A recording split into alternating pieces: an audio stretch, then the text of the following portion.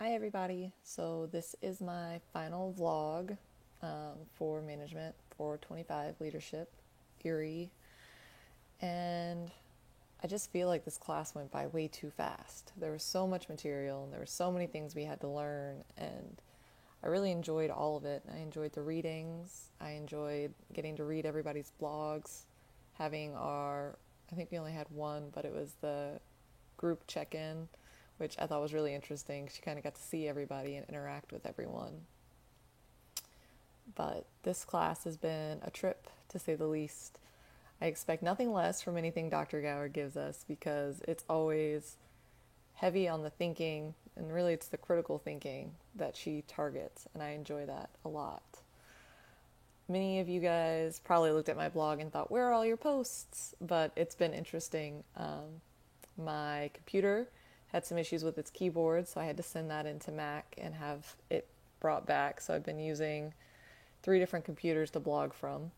One at work, one at the computer lab in Woodard, and if I'm lucky, I started and finished on my Mac. But I also moved to a completely new house, 45 minutes away from where I originally lived. I did that for the last 2 weeks, and I had my stepkids here for the entire month of May. So they left, I think, the second week of June. So we had to drive them out to Oklahoma. So I've had a lot going on, and I've had to learn through this class how to accept delegation and also how to know when not to overload yourself. And unfortunately, I did overload myself, and I had to work through that a little bit, but I made it. I made my blog post happen, and here we are at the end. So, some things that really hit me hard in this class, or that I really enjoyed, were the Just Mercy book by Brian Stevenson, which I blogged about, but I actually had to put the book down more than a few times. It got me emotional in a few ways. I felt frustrated.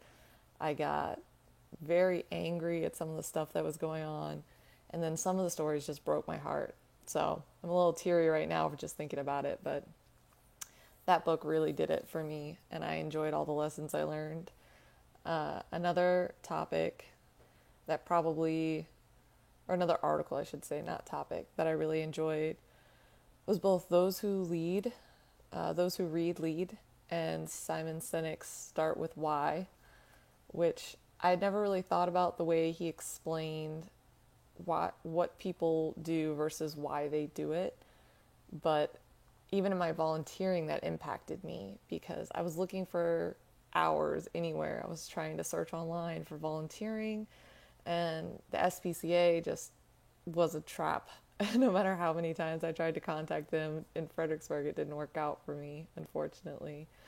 And I think Caitlin mentioned it, but I also tried to volunteer with our friend Natalie, who does the RCASA Center in Fredericksburg. And even though I got through an interview with her so I can volunteer later, unfortunately, I can't volunteer there for this class because they only do their training in June before you can start. Or I'm sorry, July before you can start. So our class is over before I even got to begin. But I did find a cause that I really liked. And it's actually, it's a travel baseball team. And a lot of the moms on it were single moms, which was kind of cool to interact with because you see what they have to deal with and how strong they have to become for it. But you also got to see the kids and how they learn things. One of the kids, whose name was Braden, I think his last name is Rulo, if I say that correctly, he was just phenomenal. He could play any position. He was a starting pitcher. He's about 11 years old, but he was always willing in practices to play a different position and let someone give pitcher a try. Or I think I had him on first base a few times, just because we didn't have all the kids show up. Travel teams are hard because not every parent can make every practice, but he was great about letting other people try positions. He was easy to talk to for the other kids. He seemed to have like natural leadership skills. He had no problem stepping back or helping or really getting people's energy up when they needed it during a game, and I thought that was amazing. Some of the things that I really took away from other parts of this class were like in Just Mercy, as I mentioned before, and this man, Brian Stevenson, he talks about all of these cases and all the things that he's gone through towards the end and just wanting to give up because I think the man's name is Jimmy Dill, and he just wasn't able to save him. He tried his hardest, but he wasn't able to, and he didn't understand why people could just throw these broken people away or make these decisions. And that really got to me because we're so quick to judge people before we even know them. And we don't look at their backgrounds or where they came from or the possible hardships that they face in life. But we just make rash decisions. And I really like the way that he talked about it. I like the quote that he used. And I'll read it really quick because I'm probably going to get teary-eyed, but I'm going to do it anyway. But why do we want to kill all the broken people? We're all broken by something, or we all have hurt someone or have been hurt. We all share the condition of brokenness, even if our brokenness is not equivalent, but our shared brokenness connects us. And I kind of parted and pieced those together because it was a pretty long dialogue, and those parts just stuck out to me. And he's right. We all have something about us that isn't quite perfect. We all have our own little pieces that are broken or disregarded, but they should bring us together rather than tear us apart. So listening to him and the way that he overcame a lot of challenges, whether it was with the prison guards or he was dealing with courts that didn't want to listen to the cases, or just people in general who didn't understand the backgrounds of these kids and adults who had these issues and disabilities but were disregarded. It really broke down in me something that realized that he was willing to fight for these people, and that I want to find something that makes me want to fight that way.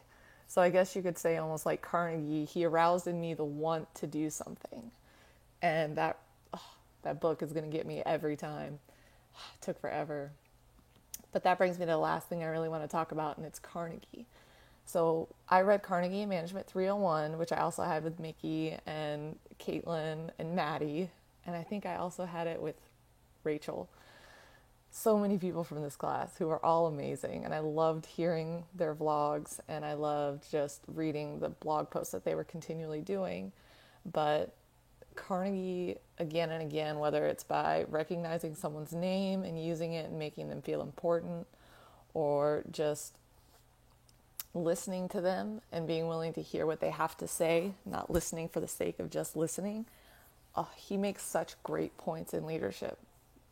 How many times have all of us sat down and talked to someone and all we heard was, yeah, okay, yeah, and you see them look down, play with their phone, touch their computer, do other things, and they're not really absorbing the importance of the situation to you because you want to be heard and you want to feel important. Well, we all have to take that time, I guess, because a lot of us do that. A lot of us look at our phones when we eat. A lot of us look at our phones when we're having a conversation, or we're doing things out in groups with people, and the phone is constantly out. So I think a major thing that it taught me that I want to take with me is to always engage in conversation and always to listen to what people have to say, because they're important too. It's not only about you, but it's also about them, which Carnegie stresses so much, the importance of you attitude and listening to the other person and making them feel important or making them feel like they're involved. So those are all things I want to take with me as I continue to learn leadership and possibly even take another one of Dr. Gower's classes. We'll see. But I could talk about this all day. And unfortunately, I'm still unpacking, so my place is a mess, and I don't want you guys to deal with that.